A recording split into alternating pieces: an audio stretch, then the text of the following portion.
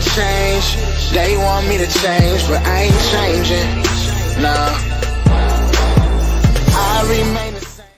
And you are now tuned into another episode of Intellectually Petty Radio, brought to you by, I'm sorry, I gotta get over that shit, in concert with Beautiful Machine Magazine. And you already know, man, with the mighty Nerd DJs Radio Network. Come on, man, week after week, second after second, hour after hour, we only rock with legends around here. The brother went from $27 to $1 million. If that's not legendary shit, I don't know what else he is, man. We have the incomparable Mr. Mario Kelly joining the conversation. How you doing, man? I'm blessed. How you doing? I heard you say Beautiful Machine Magazine, so I had to Yeah. I seen that. Don't I got you. cover the Entrepreneur of the Year cover out. Oh, that's family right there, man. Yo, how's your family? How you doing? Everything is great, man. You know, I can honestly say, this has been one of the best weeks I have had in probably the last year at least. So the family is doing great. My wife just got a new Benz today. She walked in and was able to get it with no docs. The one thing I do want to say real quick, since I know this is petty radio, a lot of brokers out here, man, are not used to a person who has never missed a car payment. We literally went somewhere to a broker, and he asked her, he said, "Have you ever missed a car payment? How many car payments have you missed?" She said, "None." He said, "Never?" She said, "Never." He said, "I don't believe that." So I got to be petty and let people know that all black people does not pay their bills on time. You got people out here that pay their bills on time that's been raised to pay their bills. So don't assume, just because a person is black or a woman or whatever, that they had to miss a car payment just because you have missed one and you're a broker. And I'm gonna keep it a buck. Most of us have done what we're supposed to do. Yeah, a lot of us have, yeah. But we just have that stereotype that every black person has to have bad credit. Well, we don't have that stereotype. That stereotype was placed upon us. Okay, it was placed upon us. But sometimes as other black people use it against us, thinking that we all have bad credit or missed bills or money issues or whatever. So she got so frustrated. She was like, "Man, let's go to the Benz dealership." He was able to walk in there with no money down. So shout out to St. Clair Shores Mercedes-Benz dealership. That nigga say she got frustrated, so she went and bought a Benz. I need that type of frustration in my life. Oh man, for real, it's hard work and dedication though with that. Yo, $27 to $1 million. Yes. Is that for real? Multi-millions, first off. Petty radio, multi. Okay, my bad. Yo, matter of fact, what's it like to wake up a millionaire? What's it like to wake up and have $1 million company? It's the same thing as waking up and any other way outside of the I wouldn't say that money has ever made me. It has brought more convenience, freedom, and small issues. I wouldn't even say they're problems. Mm-hmm. What do you do? What do I do? Mm-hmm. I have a cleaning company, and I also have a staffing agency. And I just started. I'm the co-founder of something called Believe in AI, which is a AI assistant call center with emotional intelligence. Mm-hmm. And you can have a 10 to 40-minute conversation with a bot now. You don't have to push 1, 2, or 3. They can answer your calls in real time. Sounds like a human being. They know everything about the business. It's going to be able to free up the call centers, is going to be able to free up people to be able to do things more like focus on sales. Yo, that sounds scary as fuck, though, bro. Scary. Yeah, scary. I'm gonna try before we get off. I'm gonna try to see if we can at least get a call, for a demo for Mary Sheffield. Mary Sheffield actually has one for her call center. Does she? Yes. Yo, is she? So, are you supporting her candidacy? 1 trillion%. I mean, I feel like anybody that's running against her is kind of like a slight disrespect, and I know you got different people out here that feel like they're worthy of being a mayor, mm-hmm. but ain't nobody put that work in like Mary. And I wish I had one of them clue bombs right now, like, whoosh. because Mary been putting in work for almost 4 years, man, occupying the corner. I mean, I'm sorry, 6 years. Thank you. She's been occupying the I had to corner. give you something, bro. You put me on the spot. I feel like a lot of people, and I'm not going to knock any other candidate that's running against her, but I most definitely know that this lady has really shaped her life to be this person that she's about to become. So did you come out the womb an entrepreneur, or was there a moment that changed you into the man you are today?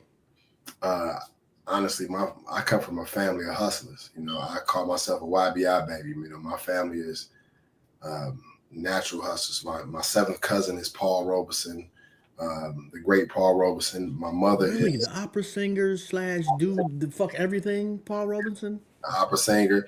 What's crazy is my family, by him, if our family can go to college at Rutgers for free just because of Paul Robeson. Really? Yes. I'm sorry, someone's in my eye. But yeah, so Paul Robeson is our seventh cousin. My mother and my uncle, just natural born hustlers. Just always taught me to, Mario, go out and sell flowers on the corner. I worked at the Easter Market. If any of you guys know what the Easter Market is, I worked at the Easter Market when I was 7 years old. Absolutely. Every Mother's Day or Father's Day or Valentine's Day, my mother used to make up flowers. She used to go buy flowers and make roses and bouquets and stuff and have us go stand on 75 and Mac at the Shell gas station and sell them. So hustling has been in my body from day one. Somebody said yesterday I'm a part of a community called the Power Circle, where you have 5 entrepreneurs who meet on the Zoom every Wednesday just to be able to talk to each other about what's going on, what grants or loans or any information to build up your business, and then also support each other successes, because it's kind of hard being an entrepreneur and calling one of my friends and saying, bro, I just got $100,000 account, I just got a $200,000 account, and really genuinely getting that love. But inside this group of the Detroit Power Circle, we big up everybody. We support everybody that's inside this group. And sometimes we need that. But yesterday, a person asked me, like, man, how can you just go into a room and just talk to people? And I feel like it started from when I was young, having to say, hey, ma'am, can I carry your groceries to the car? At Farmer Jack's. Can I carry your groceries to the car, ma'am? Do you want to buy these roses for Mother's Day? So I've naturally been a hustler my whole life. I remember when I was young, after I graduated from high school, I was so frustrated because I just knew I was going to go to Michigan, go to play in the NFL. And my mother said, boy, you got $1 million mouthpiece. Don't worry about that. And I never understood what she meant at 18, 19, what she was talking about. I'm like, $1 million mouthpiece? What is that going to get me? But now I see that, I've moved into positions where I'm at. A lot of positions that I'm in, I wouldn't say I'm not qualified for, but most people would say that, hey, you may need degrees or college courses for these different positions that I've been in. And I've been able to get in there by just talking and showing the work. What's more important? The finances or the confidence? What's more important is the finances or the confidence? I would say the confidence. The finance is gonna come, man. You know what I'm saying? If you build something great, it's going to come.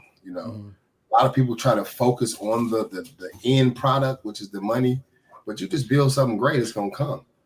So regardless of whatever it is, but you got to have the confidence to build it. You got to have that confidence to believe in yourself that whatever you want to do, Petty Radio, I'm gonna interview people until I get to Jay-Z. I believe that. That should be your mindset.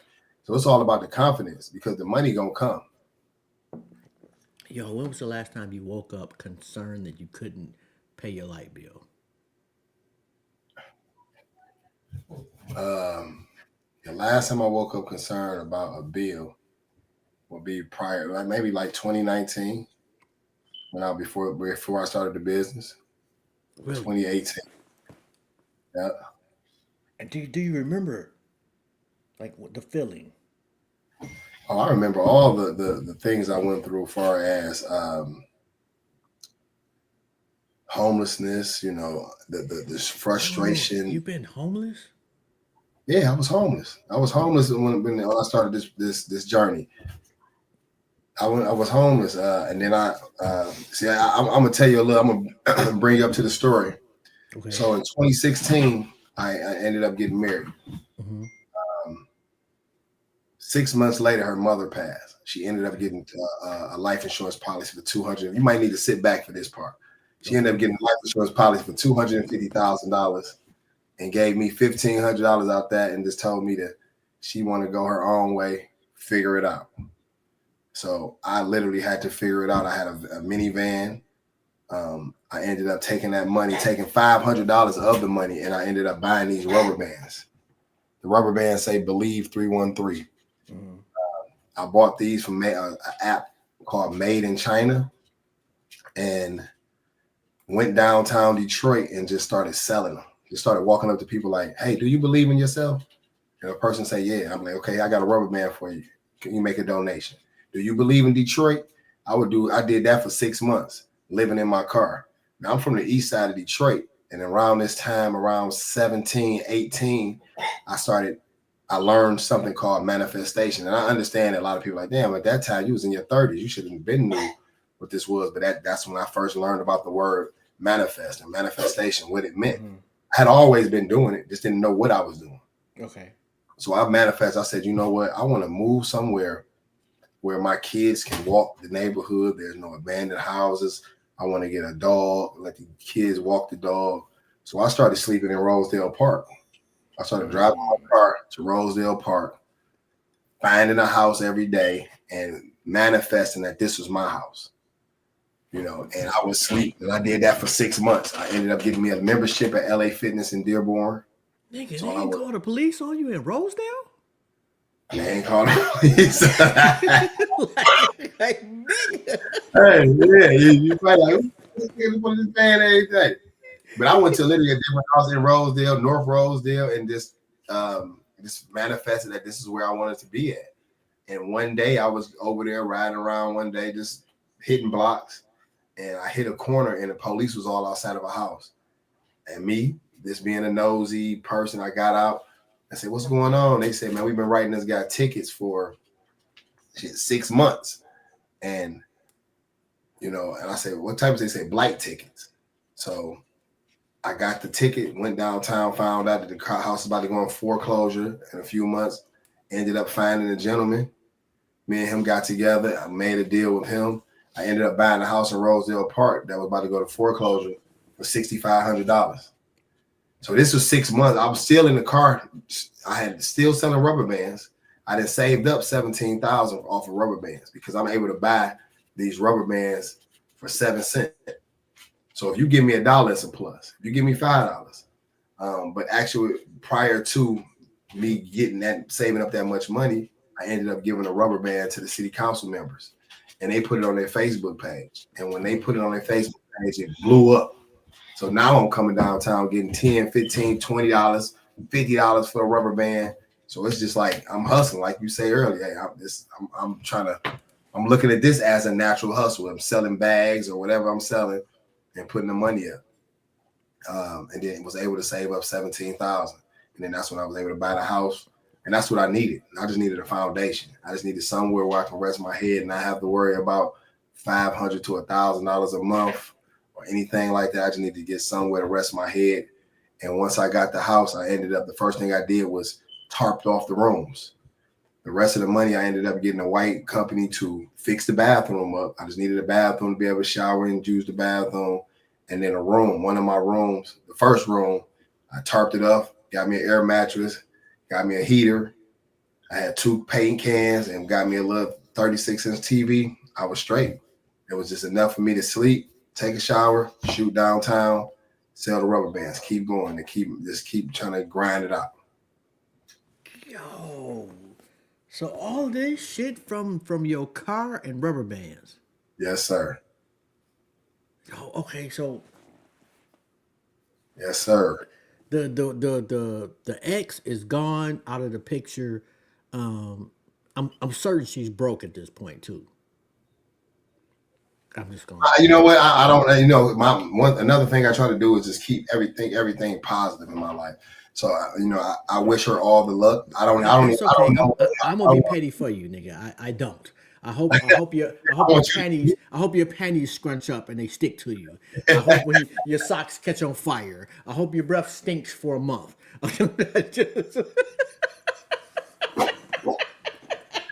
Oh man, I like. Hey, look, this is what I can see. This is gonna be one of the best podcasts I've been on so far, man. See that? I'm just a petty nigga, man. Some exes, man, that deserve, all the bad shit to happen to them. You know, she was trying to once she seen the term, she tried to double back. Oh, did she? Oh man, you come on, man. This is black woman. I mean, this is a woman. Yo, what was that conversation like though? She called you up, or did she fall through? So at this point in my life, at that particular time, I said I had to forgive and forget everybody, make amends with anybody that I had issues with, and if anybody that did something to me, I had to forgive them. So we had the game of friends. You know, I allowed her back in my life as a friend because I wasn't trying to hold grudges against any and nobody. You know, God can't be blessing me to be the blessing for others, and I still got grudges on people. So at one point when this journey first started, I allowed her back into my life as a friend. That's why I'm still in my basement not doing shit. He's a whole grudges, nigga. Oh man. Okay, so what happens after the rubber bands? Like that, at some point you transition that into something else. Yeah. So transition to really, I mean, honestly, it just was rubber bands, and then it transitioned to shirts. So the brand went from rubber bands to shirts saying "Believe in Detroit." And Mr. White, you ever heard of Mr. White from the Detroit Youth Choir? He contacted me when they were in California. Okay. On America's Got Talent, and said that they wanted some shirts to say "Believe in Detroit," "Believe in DYC." Okay. I ended up making them shirts for them. I got them to them when they came back to Detroit. I didn't get them to them when they was in California, and they put them on, and it just went crazy. I was selling shirts, probably 20 to 30 shirts a day online. Okay. So it transferred them to the shirts, and then COVID hit. So when COVID hit, everybody sitting in the house. I'm trying to figure out what's the next step. And I was watching CNN one night, and they were walking through Wuhan, China, and they were just blowing this fog. And I'm like, how the hell are they outside? And this is where the COVID originated from. Right. Started doing research on the machine that they were using, which was electronic fogger. And then I also learned about the CDC, the Disease and Control Center, that Trump just, cut off. I learned about the CDC. I started studying all germs. I started studying all type of bacteria, what chemicals can clean them and kill them, and just got myself together as far as on that level, as far as knowing all the chemicals. At this particular time now, a company called Shinola, shout out to Shinola, the watch company, they wanted to have a meeting. Well, actually, Mr. White was having a tour up there. He took me along with him. And as we're going on this tour, one of the rooms that we went in were dirty. So they were like, "Oh, I apologize. The room is so dirty. Our cleaning company is terrible." I'm like, "I got a cleaning company." They're like, "Oh, you got a cleaning company?" I'm like, "Yeah, I do." Didn't have a cleaning company or nothing. It was just about being able to take advantage of the inches that are around us. Seeing opportunity. A lot of people on social media the other day, a gentleman called me an opportunist. But I was telling him, you're right, because I see opportunity in problems. If I would have never told him that I had a cleaning company, I'll probably still be homeless selling rubber bands or just got that house. And, you never know what my life would have been if I wouldn't take advantage of that opportunity. So they said, well, give us a proposal. I've never did a proposal in my life. Didn't know how to price a cleaning job as big as, the building that they're in. I'm Googling everything, and when I'm Googling it, it's coming back at prices that I'm like, how in the hell nobody will ever pay this much to clean a building? You know what I'm saying? So I'm just like, that's got to be wrong. Let me make my own price up. I came up with $6,500 for the whole month.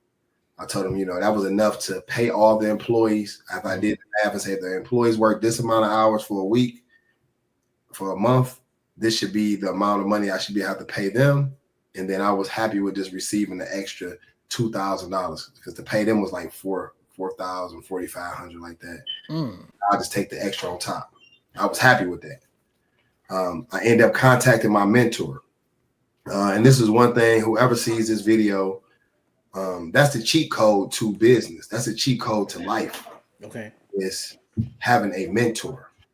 You know, coaches have coaches, you know, with yourself, even though you had a very successful radio show, you know, at some point you needed a mentor, somebody to ask, or maybe even still do. But one of my mentors is Horatio Williams. Okay. I went to Horatio and told him what was going on. And he said, well, shit, you should ask for a FOIA, a Freedom of Information Act. And I said, what is that? He said, you can get the contract. The last contract is public record. So you should be able to fill out this form, give it to them and tell them that you want the last contract from the last company to budget and see how they have budgeted. And I did that. And like I said, the day that I went to take them my proposal, I was, bro, listen, I'm happy with $6,500 a month, an extra $2,000. I'm ready to throw my feet up. You know what I'm saying? I don't know. I don't know nothing about no business. You know, we are natural hustlers, you know. So when it comes to the hustle side of starting a business, I can do that. But the operation side was foreign to me. Mm-hmm. So when I got there, the gentleman handed me the FOIA, handed me the contract from the last company, and they were paying them $18,000. Nigga. Yeah. I got the farting in there instantly. Instant gas, bro. I'm talking about instantly. Like, man, hold on. So I told them that I was really coming to let them know that I wanted to redo it over. So I took a few thousands off. I took a few thousand off, put myself on probation, and it was curtains. You know, this is now that we're coming into like January, February of 22. Mm-hmm. And I'm still emailing them. You know, they're not really responding to the email. So what I ended up doing was I started finding all the things that would kill COVID. Mm-hmm. And I emailed everybody I can find on LinkedIn that says Shinola. I work for Shinola. I don't care if you was making a watch or cooking or whatever. I was putting you all in one email and saying, your cleaning company should be using this product. Every day I would send them some. Your cleaning company should be using this product to kill COVID. This is to the point to where the CEO said, hey, listen, why do we have this company cleaning when they're not as certified as he is? Right. So that's how I ended up getting into Shinola. But now we're focusing on March. So I'm still not in Shinola. They said, well, maybe we can have you start into the summertime.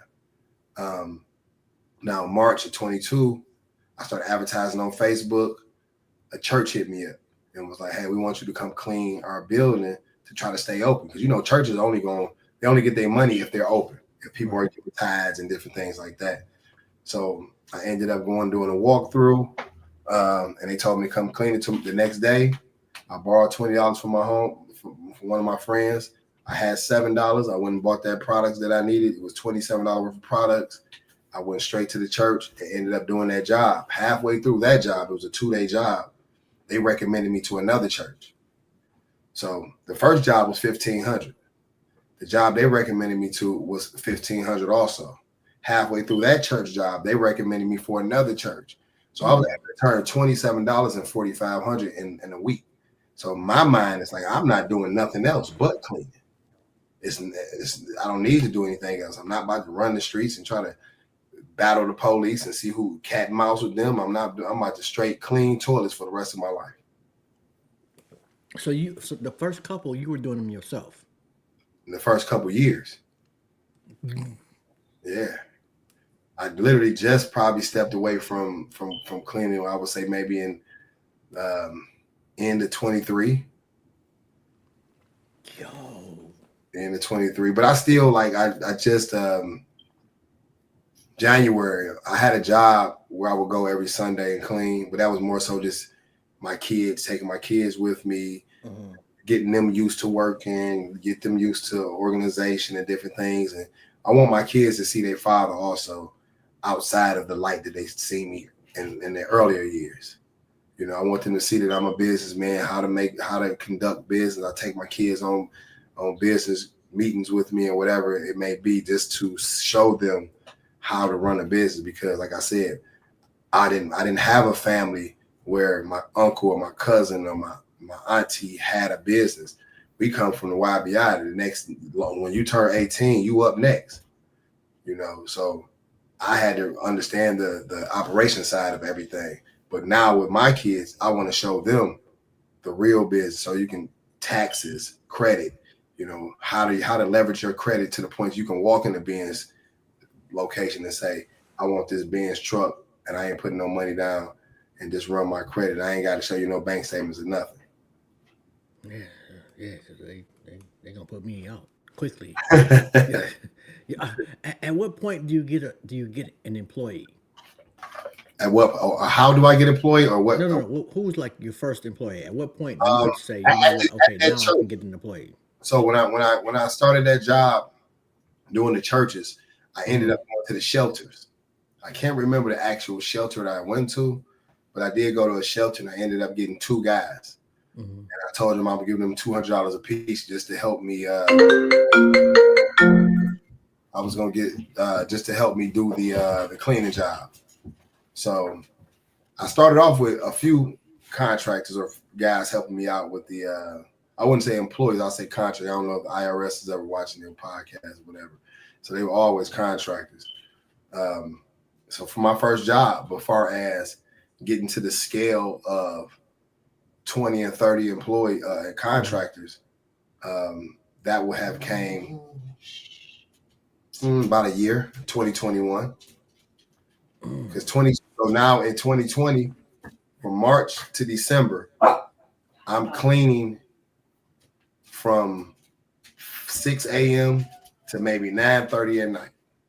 You know, I had one outfit, Carhartt. I had a couple Carhartt pants and a couple orange t-shirts and some Skechers shoes, and that's what got me along. So I'm cleaning for a year. I mean, I'm going house to house. You know, I may go pick up some people from the shelter, and may drop them off on one job. I'm going to another job, and that's how the days used to go. And then 2021 came in, and that's when the NBA, NFL, and all that stuff allowed fans back in. So there's a company out here that cleans, that actually has the accounts to these locations, but they didn't have employees. You know, and they reached out to us and said, hey, listen, if you can get some employees, we can give you these accounts at these stadiums. So July 2021, now you got to think about it, in 2020, I'm cleaning so much, brother. I don't have time to spend no money. Plus, if I wanted to spend some money, the lines were so long at the stores, at any store, Louis Vuitton, Gucci, Whole Foods, that it irritated me. That I told myself I'm not spending no money until everybody else spent all their money up. I'm about to go on a straight 10-month grind. I'm putting 70% of my money up. I use the 30% to get me some food and pay the bills or whatever else, but I'm about to put all the money up and figure it out later. And then 2021 came around when the company hit me up and was like they wanted us to clean the stadiums. So that's when first 20, 30 employees came. And then how I got those employees was I went to the projects. You know, I'm born and raised from the projects, the Brewsters and the Digs. I went down there and started. I'm sorry to hear that, bro. So that was one of the best. That's the best thing that could ever happen to me. You know, growing up in the Brewsters. Yeah, they put that dog in me. Put that natural born. I'm from 7 Mile, man. I wouldn't even drive into the Brewsters. Exactly, that's what I'm saying, though. And I understand. That's why I tell people a lot of times, we from the project, we totally different than any Detroiters. Because a lot of people from a different neighborhood, like, I ain't going down there. So we are naturally, we think different. You know, you got to think about some of the greatest people of all time came from the projects. You know, any musician, Joe Louis, Stevie Wonder, you know, that whole Motown era was from the project. So, you know, very talented people are inside of the project. You got to understand it. But from the outside looking in, my cousins are from the West Side, and they used to always feel like, man, that's just terrible. And the projects that don't get me wrong, you know, it is a project. But once you stepped into my mother's house, you know, it was, you know, it was plush, green carpet, you know, leather furniture, changing the furniture every year. You got to understand that. Like I say, she was moving and grooving. You know, Yeah, with, you have to get inside her house, man. I'm not trying to go through all that shit. Bunch of niggas outside, bro. I'm gonna pay. it's just, they respect the real. So after you got going, was there ever a fall off? As far as since the business came, Yes. I don't know, man. We've been moving and grooving. I mean, you know, we're gonna always lose accounts. Mhm. Me and Sade was just talking today because I had went on a podcast, and I told him a lot of times when I'm in different rooms, I may be the only black person in this room, so I have to keep my mouth shut because I don't want them to think that I'm trying to overshine them or ideas that I have. I don't want them to think that shit. We got to get him out the way. You know, you don't want to. Yeah. Be the smartest person in the room, and you the only That's so black. fucked up, man. You don't want to be the smartest motherfucker because you black. And I've been there. I know exactly what you're saying. Yeah. You know, So a guy you called. can't be your whole you just because of the color. Oh man, it's fucking. I'm sorry, man, but that Yeah, just no, you're right. I mean, and a guy was like, "Man, you know, you got to live in your abundance." But sometimes you want me to be so arrogant and living in my abundance that I'm gonna miss out on $500,000 because I'm gonna live in my abundance. I want to just tell them that, let them know who I am. No, sometimes you got to play your role, and that's how life is. But I ended up losing a $250,000 account last February. Was it February, March? Because one of the human resource people from this particular account was following me on Facebook. I didn't know, and I bought me and my wife matching minks and mink hats, and we ended up going to a party in New York, and we were wearing the minks, wearing the hats, and he texted my phone like what they paid me that year, and then he was like, "Why would you buy that?" I'm like, "I didn't." I was kind of lost, you know, and I was like, "What are you talking about?" And like, "Why would you buy a big mink hat like that?" And I told Sade, I said, "Oh yeah, it's over with." You know, so sometimes that even stuff like that, you know, I have to really try to portray roles as far as when I'm going to accounts, certain things I can wear, you know, the way I present myself around people in these offices, because you got to really realize that the person that's hiring me, they're capping out at 60, 70, 80,000, $90,000 a year, you know, and now they're watching my page and watching me, and they're seeing that I got 10 accounts here, I got this here, I got that going on there. You know, this gentleman used to call my phone. It was a company down river called Packrite. I got to put it out there. It's a company called Packrite, and the guy's name was Dan. He was the human resource, and I don't even do that, but I just need this to be known. He called my phone and said, "Man, we need to start a business together." I'm like, "What are you talking about?" He's like, I want to be your partner." I'm like, "I don't need no partners." You know, he's like, "No, I need to be your partner, man, because I'm ready to get up out of this job." I'm like, "Well, shit, you need to figure something out for yourself." But he would put pressure on me to be my business partner, or I'm gonna lose this particular account. You know. Then one day he tells me, "Give my daughter some Taylor Swift tickets." I said, "All right, I found some for $1,000." He said, "Oh, you can't buy them?" I'm like, "No, I can't buy no tickets for your daughter for Taylor Swift." So it was it's a lot of things that goes on when you're in a certain position. You know, you got to really watch what you say in a room. You know, watch what you put online. Make sure you know who's following you. Make sure that you're not having none of these accounts follow your page, because you know I want to be myself. You know, I'm not trying to, you know, be nobody else. But it's, you know, I've been through a lot of stuff I don't even talk about. People don't even know. You know, I lost, like I just said, that was $250,000 a year cleaning the location, and I lost that due to the fact of something I bought, a mink coat and a hat. And you know, he tried to play it like, "Oh, well, we want to go a different route." But you know, regardless of whatever route you go, you're gonna have to spend the same amount of money. Yeah. But that was one of the situations where I lost an account. And that's petty. Yeah. That's I don't even know if petty is an accurate term for that, but that's fucked up. Yeah, it is. It is. I mean, that you can't really be yourself. You can't celebrate. You can't, you know. And it was just some coats. It was some Christmas coats we got that I bought for us, regardless. And I can't even. I have so many accounts. You can't make it like I spent the money from your account. It might have been an account.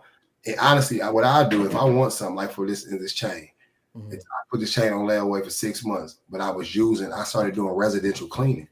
I said, I'm gonna start doing residential cleaning for 6 months to pay for my chain. So if I'm whatever $500,000 I get, I'm taking it up there until I paid it off. You know, so it ain't just like I'm just splurging. I'm a budget it out. I'm gonna say, okay, I'm gonna start. If I want something, well, let me try to find something to pay for that. Let me start cleaning people's houses in Grosse Pointe for 6 months, and then use that money to buy me something. Yeah, but they don't see that shit. You know, they don't see that. That's just a gem that I do, you know, for myself. Oh, that is crazy. Okay, so this is a question that I ask everybody that comes on the show, totally unrelated to anything. But you're sitting on a park bench. God sits down next to you. He or she says you can ask them one question. What would it be? Ooh. I already talk to God a lot, you know, every day. And it takes a different prayer every day. It takes a different prayer, and then I got another. So I have another mentor named Jonathan Farley. Shout out to Access Point Towing. And between talking to God and talking to him, that's really what keeps me on the straight and narrow. But what would I ask God if he was sitting next to me? I mean, I don't believe I got a like one. It wouldn't be a situation where I have one question for him, or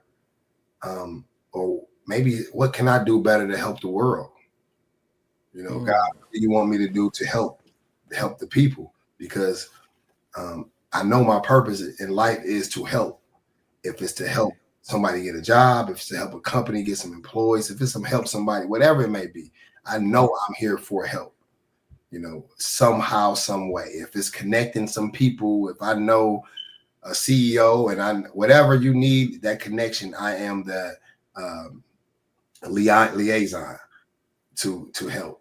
So I think the question I would ask him is, what else do you need me to do to help the world? So far, what are you satisfied with? What am I satisfied with? I don't really believe I'm satisfied. I'm happy that my kids, you know, that's one of my biggest accomplishments is that my kids are on the straight and narrow. Mm-hmm. My oldest son is 20 years old, Mario Kelly Jr. He started his own electrician company. He works with one of the biggest electrician companies in the city of Detroit. He's still going to school to get certified. He's in his third year. Mm-hmm. And he could have been shooting a bag to Knoxville, Tennessee, or going to pick up some bowls from Nogales, Arizona. But he chose to go this route. My youngest son is in a high school in the suburbs, and he's been a student of the month and for 4 times in his freshman year. And he's talking about starting his own plumbing business. Mm-hmm. So that's what I'm happiest about. You know, the contracts and the money that you know that comes and goes. You know, this year I name each year, and this year is called Ignore the Noise, because the volume goes up and down. You know, you can never keep the volume at one level. You're gonna have to turn it down. It's gonna have to go up. So this Ignore the Noise period, and what that means is all the people saying, "Oh, Mario, you're doing good. You got this going on." I can't focus on that because that'll set you back when you get caught up in the hype and the glitz and the glam. That's what really sets you back. So that's what I'm happiest about is my kids' success. Why write a book? So it's a slight memoir. A little bit of it's like a memoir, but the rest of it is really about how to better yourself. But the real reason was I had so many returning citizens who were contractors for me. So I ended up becoming a vendor for the BOP. And what that means is if you go to the feds and you come home, you have to go to the halfway house in Townsend on the east side. Okay. And the only way you can get out the halfway house is a job.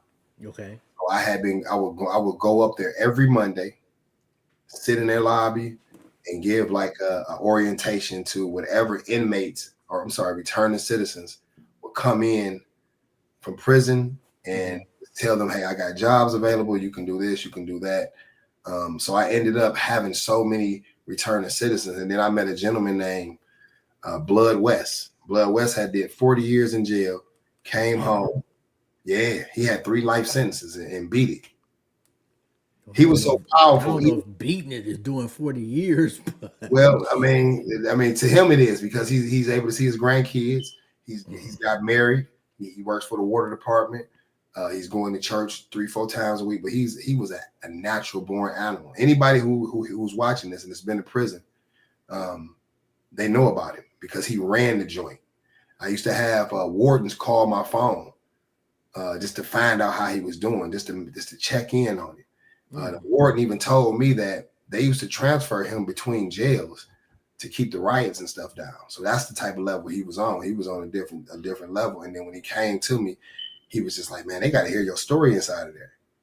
So I originally wrote the book for it to be inside the prisons. Mm-hmm. So I wanted people in the prison to understand that if you believe in what you believe in, you can turn $27 into an empire. This when you come home, don't get right back into, I'm about to go get me a bag or I'm about to go rob this guy. No, sit down because we all have a genius level talent, but we have to tap into our talent in order to see what it is. So when you come home from jail, sit down, figure it out, keep that same discipline. Like one of my mentors said, when he came home from prison, he kept the same discipline that he had on in jail. He wasn't eating that garbage. He wasn't thinking about sex. He gave God his life and just smashed forward. So that's what the book was originally for. It was for inmates. But after writing it, I just said this is really for entrepreneurs, period. This is people who are trying to better themselves. Because I ended up finding a book that Dan Gilbert wrote when I was homeless called The 19 Isms. Mm-hmm. And what it was about was that 19 different sayings that he included into his daily activity, into his daily life. Let's see. Numbers and money follow, they don't lead. You will see it when you believe it. Respond with a sense of urgency is the real play. Every client, every time, no exceptions, no excuse. Be obsessed with finding a better way. So I wrote this wrote on my wall. All 19 I wrote on my wall so I can see them every day. So that's really what I wanted to show the people. Like each chapter of my life is dedicated to a certain ism and it show how that ism helped me get to where I was at. For instance, when I was at Shinola and they said that this room was dirty and I was like instantly like, oh shit, this is an opportunity. I take advantage of the inches around me. That's one of them. Take advantage of all the inches around you. Yo, that's dope right there. That's crazy. I've never heard that. Yeah. Yo, so were you in the joint at one point? Never in my life. I did 3 days on Dickerson. Never. I ain't never. You said 3 days. I'm too swift, but I ain't gonna even say that. I'm sorry. I mean, it's just the way that God has structured my life. Mm-hmm. I may have left 30 minutes early or stayed 30 minutes late, but I've never been in a situation where I was, had to even go to fight something. I had some domestic charges and stuff like that, but I beat them. Mm-hmm. But I did 3 days. I think it's the most I've ever been in jail. I'm not mad at that. Yeah. Yo, so when you look back over the book of your life, yes, are there any chapters you change? Never, no, because I feel like everything I've ever been through is really what got me here.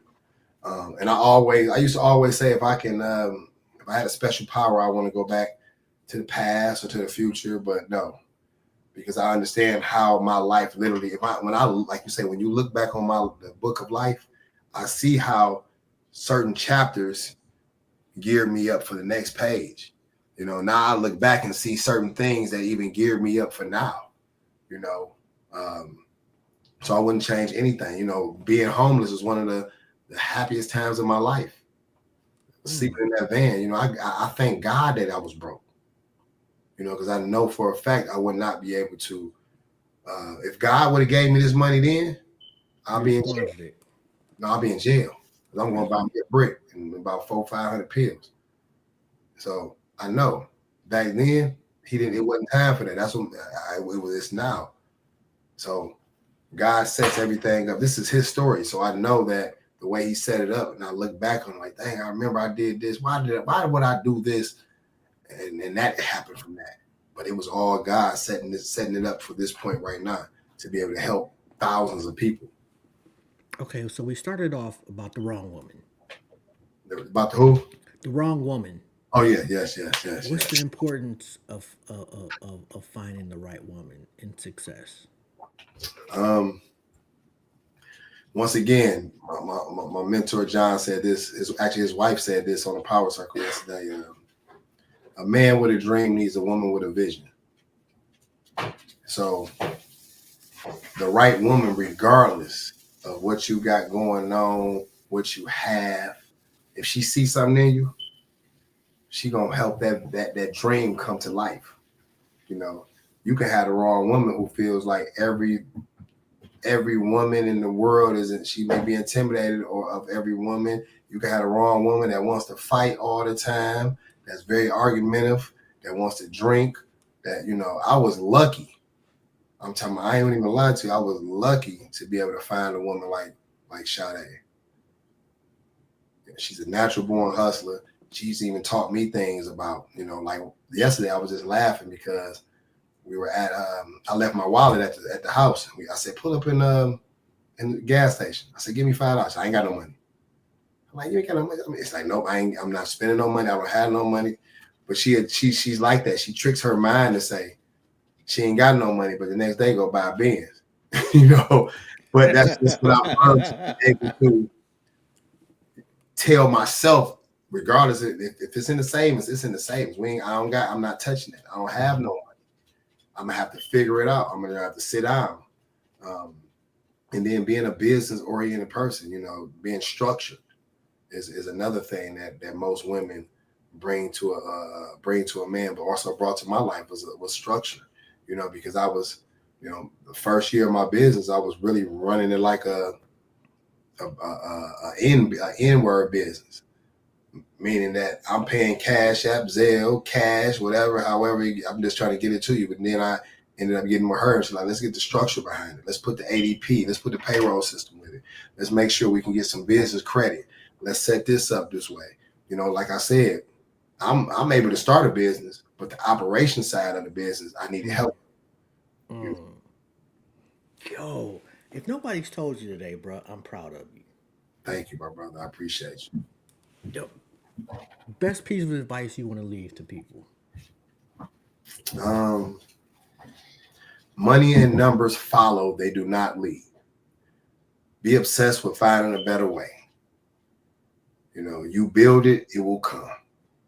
You know, a lot of people always say, oh man, you got this, you got that. No, don't worry about what I got now. It's about what I built, because I've been trying to get to this point my whole life. If you think about it, it was just that I didn't build the right thing.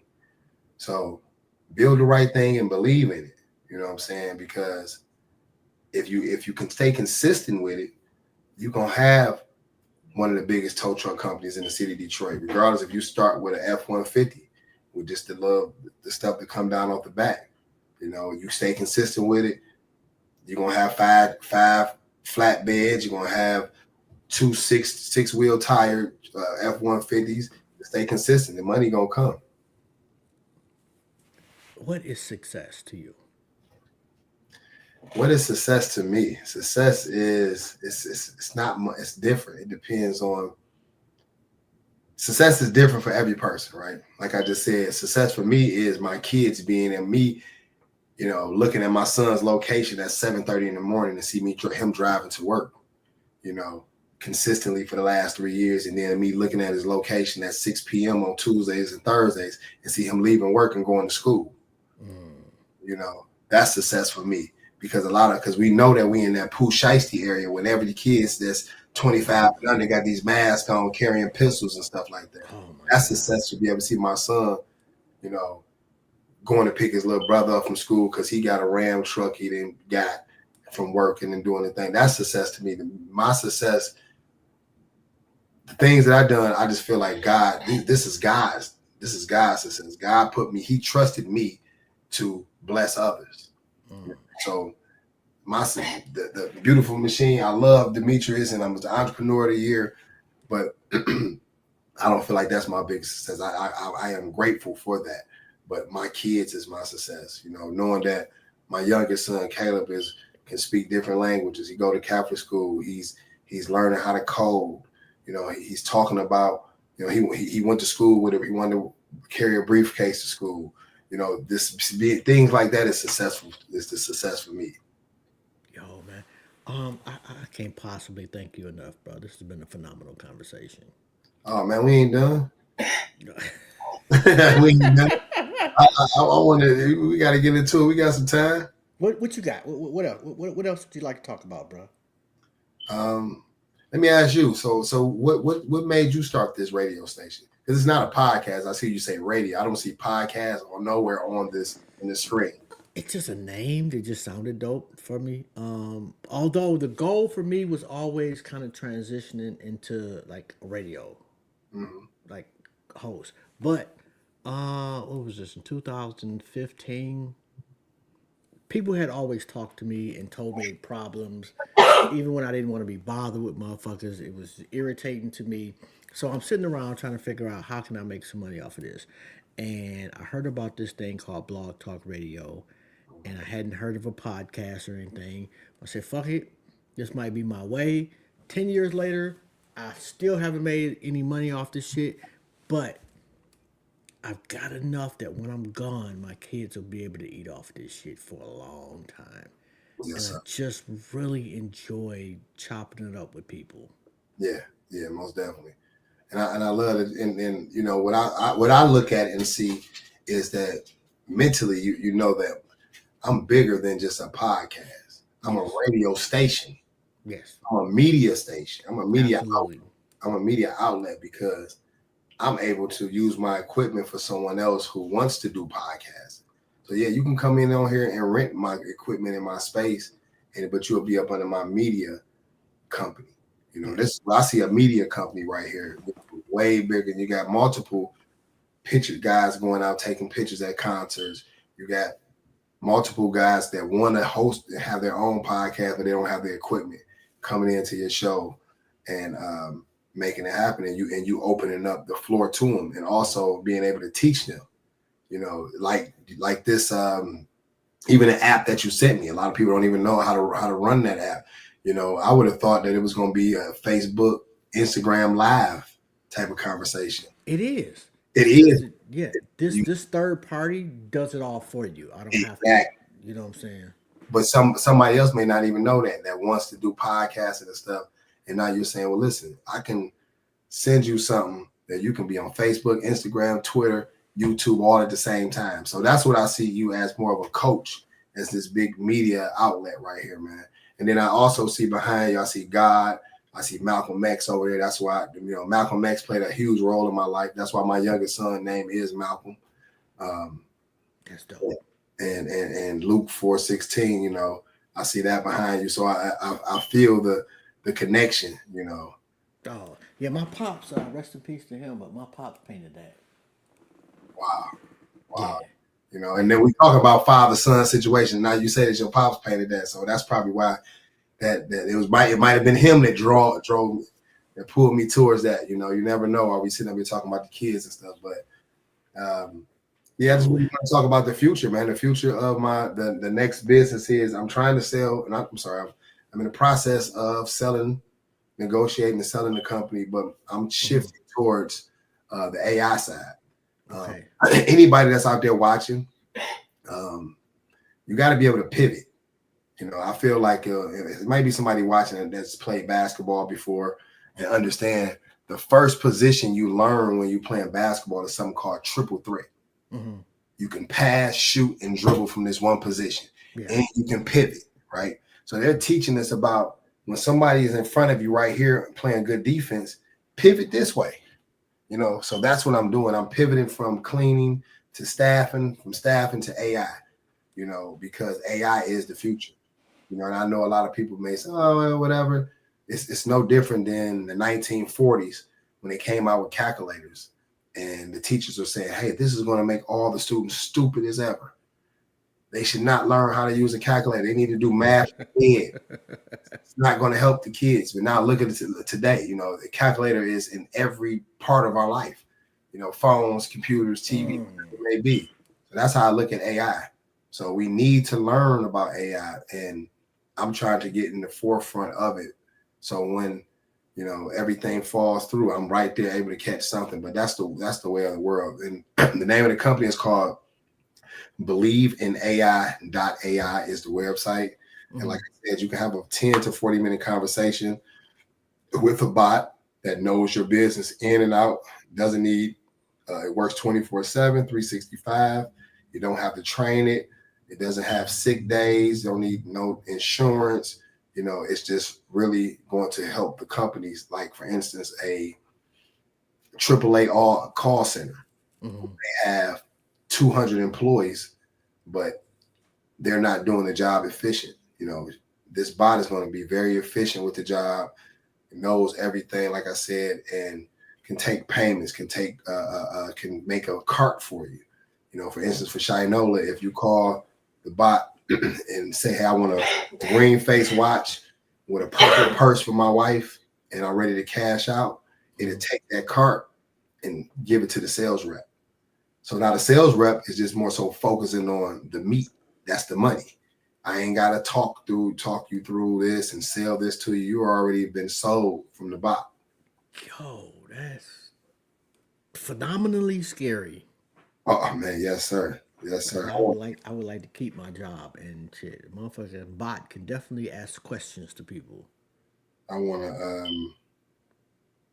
to call it. So I have. So also I'm gonna tell you, I'm attacking the perimeter. So I made one for Mike Duggan because my ultimate goal is for this system in downtown Detroit. Because you know, when you call and you're trying to buy the parking lot next door to your house, absolutely, you got to wait 15 minutes to even get the phone call answered. You know, if you're trying to call in for the procurement or whatever, taxes, whatever it may be, it's a long wait time. Yes. Before you can even get through to spend your money. So with this system, it's going to take away the abandonment costs, meaning that the hangups, and it's going to take your wait time down from 6, 7, 8 minutes to 0, because one bot can make 18 calls and can take on 18 calls a minute. So just imagine if you had 10 bots, you know, that's like 180 calls a minute that you're taking, and it's the longest is going to be 3 rings. But I would love to call in and do a demo for you. Oh, go ahead, bro. Okay. So we'll wrap it up after the demo. Okay. Hi, Mario. This is Emily, Mayor Mike Duggan's personal assistant. How are you doing today? I'm doing great today, Emily. How are you doing today? I'm doing fantastic, Mario. Thanks for asking. So, are you connected to Detroit in any way, or just curious about Mayor Mike Duggan and his work? I'm actually trying to buy the parking lot next door to my mother's house. The house was just torn down, and I want to buy the land. And then I also want to know about the violence in the city of Detroit. What does Mike Duggan have planned for the violence? Got it, Mario. First off, about buying the parking lot or land next to your mom's house, Mayor Duggan has been working to make land purchases easier for residents through programs like the Detroit Land Bank Authority. You can check their website or contact them. I apologize. You're speaking a little too fast. No problem, Mario. Let me slow it down for you. If you're looking to buy the land next to your mom's house, you can check out the Detroit Land Bank Authority. They help residents purchase vacant lots and properties. It's a great way to invest in your neighborhood. I can help guide you to the right resources. Thank you so much. Thank you so much. I have another question for you, though. Let me see. How has crime gone down since Mike Duggan came in office? Great question, Mario. Since Mayor Mike Duggan took office in 2014, Detroit has seen significant progress in reducing crime. For example, violent crime has dropped by about 25% over the years, thanks to initiatives like expanding the Green Light program, which uses real-time surveillance at businesses to deter crime, and increasing police presence in neighborhoods. He's also focused on community policing, building trust between officers and residents, and investing in technology to make Thank you, law thank you. enforcement So more effective. my last question is, I'm on a TV show called Petty Radio. And what does Mike Duggan have planned for the entrepreneurs in the city of Detroit? That's awesome, Maria. Petty Radio sounds like a great platform. Mayor Duggan has been a big supporter of entrepreneurs in Detroit. He's focused on creating opportunities for small businesses through programs like Motor City Match, which provides grants, loans, and support to help entrepreneurs. Yeah, so that's what I'm focused on, man. I'm focused on getting her, and the sky's the limits with that. I mean, I just let you hear something. I feel like me personally, this is $1 billion empire right here, because now that it's what, 8 o'clock at night, the city of Detroit is closed. You can't call nobody and get no information like this. You know, so just imagine if the city of Detroit had this 24/7, 365. Now we can call and get whatever question we need to get answered, whatever we're trying to get done. It can be done with someone that knows the business inside and out. It's going to be very efficient, not like human error. It's not going to take any bathroom breaks. And then also what I can do is I can set a timer on each call. So if I say I want each call to be 7 minutes, at 5.5 minutes, she'll start saying, okay, am I done? Are we done talking? If so, let's wrap it up. You know, unlike most other people, you know, you got to imagine an 80-year-old lady calling the city of Detroit, and she's going to be talking about her grandson. You know, you look up. Yeah. That's an hour-long conversation. Exactly. Hour-long conversation. But within that hour, you know, 4 other people were calling and the line busy. Yeah. So this is the future, man. This is what I'm focusing on. That's crazy, bro. Yo, I wish you much, much, much success. And if there's anything ever that I can possibly do for you, please don't hesitate to ask. I'm not sure what, but if I can, bro, I got you. Yeah, most definitely, man. The first thing is I would love for you to come and be a guest speaker on Detroit Power Circle. And then also, you know, if we can get some commercials on here as far as with the Power Circle, let me know, because I feel like this is a platform that Detroiters need. You know, we've never had a platform where we can celebrate each other, where we can help each other. You know, we're learning about, you know, at the lower levels, it's about competition. At the higher level, it's about collaboration. Absolutely. So that's what the Detroit Power Circle is. We come together, we partner up on whatever business is. You know, for instance, a lady came, Sierra is a part of the Power Circle. Actually, happy birthday to Sierra too. I hope she's watching. I know she is. She supports everything. But she came to the Power Circle a few months ago and said, hey, we got some land open for sale downtown. A few of us ended up buying some land. You know, that's how it is. We just dropping gems in the WhatsApp or every Wednesday on our Zoom about how we can help each other. Yeah, well, send me the link. Yeah, I'm definitely down with that shit, bro. Yeah, absolutely. And whatever you need, man. If you want to advertise some shit, let me know. We'll hook it up. You know, keep reading the loops and whatever it is, and look, whatever Rita says, I do. Yeah, I got it. And on that note, yo, salute to you, bro. It's been an honor. Thank you, my brother. I appreciate you for having me on here.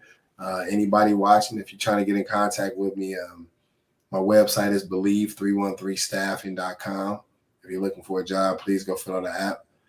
My social media is the same, believe313staffing on Facebook and Instagram, and on LinkedIn, it's Mario Kelly. No doubt, man. On that note, man, we out of here. Have a phenomenal evening on purpose, and shout out to Sade. Appreciate you. No doubt. Have a good one. Thank you. Have a blessed night, brother. No doubt. You already know, man, this has been Jobs. This has been another episode of Intellectually Petty Radio. $27 to a millionaire. Crazy work if you can get it. Shout out to that man and perseverance. Shout out to the Lord too, man, for blessing not only him but myself as well. Y'all have a good one. I'll see y'all next week at 5 o'clock. I'm not even sure who we got on, but we'll have a flyer soon and drop that. Anyway, on that note, I'm out. Peace.